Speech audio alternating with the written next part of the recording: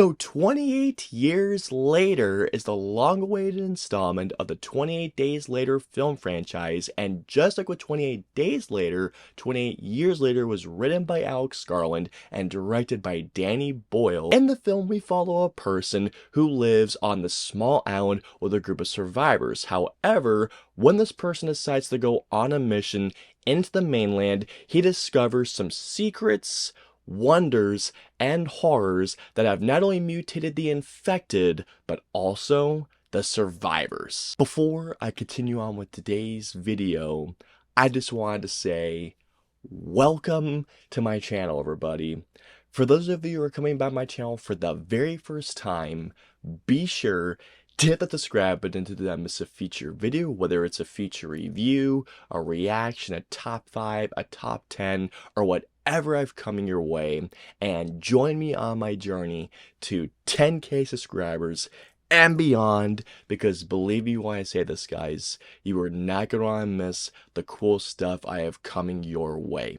And for those of you who are coming back to my channel, by the way, welcome back, everybody. You have no idea how happy I am to see your faces once again. And let's also start our conversation below as well. What did you guys think of 28 Years Later? Did you guys absolutely love the film? Did you despise the film? Or even better, out of the 3 films of this franchise, which one is your favorite? Let me know below. Alrighty guys, so let's get into 28 Years Later. Excellent! I cannot believe the day has finally come.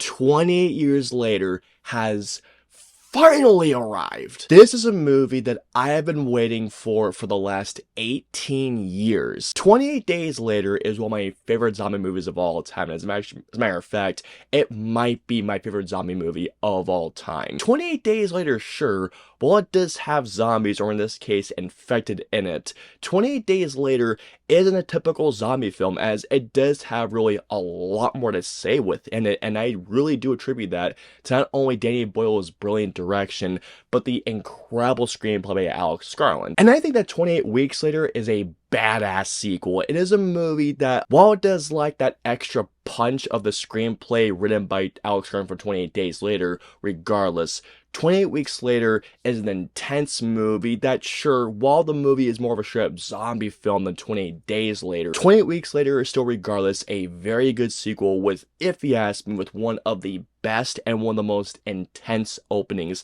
of a zombie film. After I saw 28 Weeks Later, I just kept thinking, where is the sequel? Where's 28 months later, for that matter? Anytime I kept on hearing any terms of 28 years later, I just kept thinking of Jeremy Renner's, Hawkeye saying this.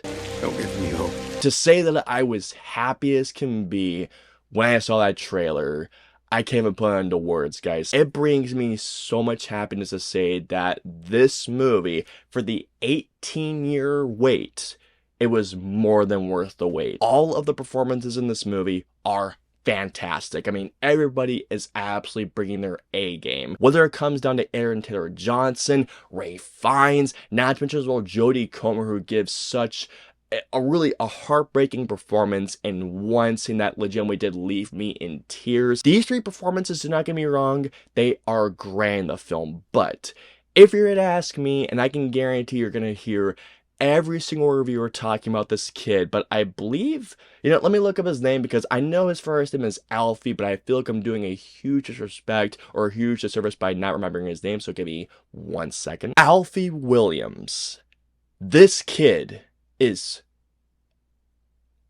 he's incredible in this movie. He was in 1 TV episode and 1 movie called The New Breed of Criminal, to which I have not seen, but as far as I'm aware, this is the first time I'm seeing him just in anything, and my god, he gives definitely a performance that is worth seeing. This kid holds screen time with not only AaronTaylorJohnson, Jodie, but Ray Fiennes. And this kid is able to stand out amongst those 3, especially Ray Fiennes. Alfie Williams has to do so many different things in this movie, especially just at one point carrying the movie on his shoulders, and he does it effortlessly. I seriously cannot wait to see where not only this character arc goes, but where Alfie Williams takes this character, especially in the Bone Temple, to which I am really excited for the film even ever now. One of the biggest reasons, or really if you ask me, the biggest reason why I was really hyped for this movie was knowing that Alex Garland was once again writing the screenplay and Danny Boyle was returning to the director's chair. One of the reasons why I absolutely love 28 Years Later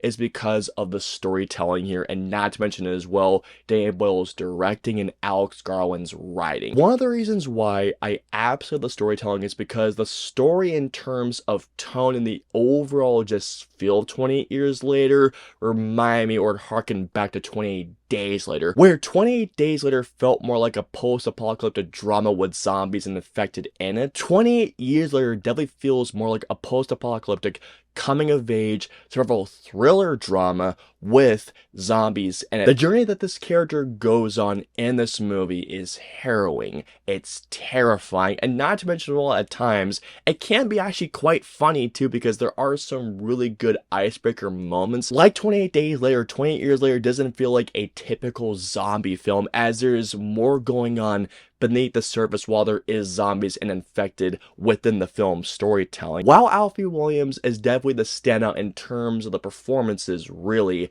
Danny Boyle is the star of this movie, especially when it comes down to the style he brings to 28 Years Later. I really missed being in this world, as horrifying as it is. I mean, I wouldn't want to live in this world, absolutely not. The way that Danny Boyle directs in this movie, and the way how he sets up everything so well, building up this world that was set up in 28 Days Later, and evolving of what's going on, and doing even further world building, especially with this group of survivors, knowing the things that have happened within this world since 28 Days Later, and the way that Danny Boyle directs this movie, especially certain sequences which, man, have some insane, I mean some great white knuckle tension. And by the way, the way that Danny Boyle shoots this movie with Anthony Dodd Mantle, who, by the way, I know they shot this movie with iPhones, and what they do with the cinematography in this movie, creating some very intense as hell sequences, I mean, wow. There is one sequence in particular that, man, my heart was racing. I was on the edge of my seat, and how this scene ends, dude. What Alex Garland does with the screenplay here, I think he does some really cool things, and there were definitely a lot of things that I thought were not only genius takes, and how they definitely take this movie to different directions that I wasn't expecting. I was not expecting to go where they did go, and I absolutely loved what they did here. I was originally bummed that John Murphy, who did the music for 28 Days and Weeks Later, I mean, his music, his score in the house in a heartbeat is one of the most iconic scores in a horror film. But I gotta tell you all, Young Feathers or Young Fathers, I believe those are the composers who did the music for this movie. They did a great job. There are sequences where, man, what they did for the musical score, especially for one sequence, man, I thought they did a great job with doing their own thing and really carrying the torch from what John Murphy did with the previous two 28 Days movies. This movie is brutal, man. I mean, there are bits in this movie where it goes even more brutal than I expected, and there are some bits in this movie. Oh my God. I've heard many people say that they absolutely love the film's ending, and I've heard there are some people that absolutely hate the film's ending. And honestly, I will say this. I understand both sides of the coin here, because the film's ending definitely is, it's a tonal shift. It absolutely is. It's a very jarring tonal shift. But I gotta tell you all, I was so invested in the story, and I was so invested with what the sequence was doing, that I was smiling during the sequence, and where the sequence goes, I cannot wait for part 2. I cannot be more excited for part 2. Bring on part 2. Well, that's just fucking great! 28 Years Later was most definitely worth the wait, but I will say this. Is this the best of the franchise? Better than 28 Days Later? It is not. There are some editing choices in this movie that I wouldn't say are bad editing choices, but more than anything else, they just stood out. Not like a sore thumb, but I just kept on thinking, interesting edit there, but why?